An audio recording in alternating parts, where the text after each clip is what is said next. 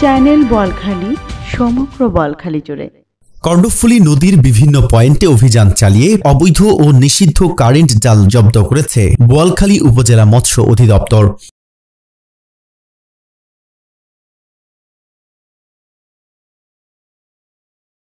শনিবার মৎস্য কর্মকর্তা মোহাম্মদ নাইম হাসানের নেতৃত্বে সকাল থেকে দুপুর পর্যন্ত অভিযান চালিয়ে এই কারেন্ট জাল জব্দ করা হয়। এ সময় প্রায় ৪২,০০০ টাকা বাজার মূল্যের ৩৫০০ মিটার জাল জব্দ করে জনসম্মুখে পুড়িয়ে ধ্বংস করা হয়। মৎস্য কর্মকর্তা বলেছেন, কারেন্ট জাল মাছের জীববৈচিত্র্য ধ্বংস করে। মৎস্য সুরক্ষা ও সংরক্ষণ আইন ১৯৫০ অনুযায়ী এই জাল ব্যবহার সম্পূর্ণ অবৈধ।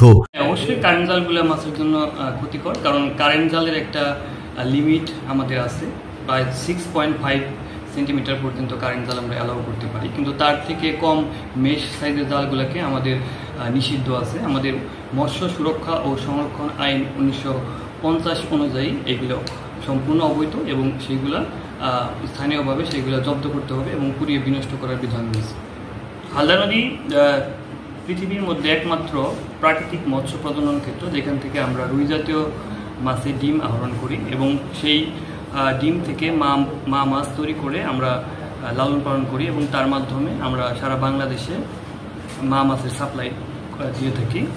তো হালদা নদীতে মার্চ থেকে জুলাইয়ের মধ্যে ডিম দেওয়ার উপযুক্ত সময়। এ সময় অমাবস্যা পূর্ণিমায় ঝড় বৃষ্টির সময় মা মাছগুলো ডিম দিয়ে থাকে। তো এই পরিপ্রেক্ষিতে আমরা হালদা নদীতে এবং হালদা সংলগ্ন কর্ণফুলী, শিকলবাহা ইত্যাদি খালগুলোতে আমরা নিয়মিত অভিযান পরিচালনা করতেছি। তারই ধারাবাহিকতায় আজ অভিযান পরিচালনা করা হয় উপজেলা মৎস্য দপ্তর কর্তৃক।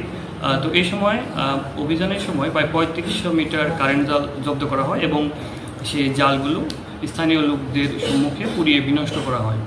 মা মাছ রক্ষা ও পরিবেশ সুরক্ষায় নিয়মিত অভিযান অব্যাহত থাকবে বলে জানিয়েছে প্রশাসন।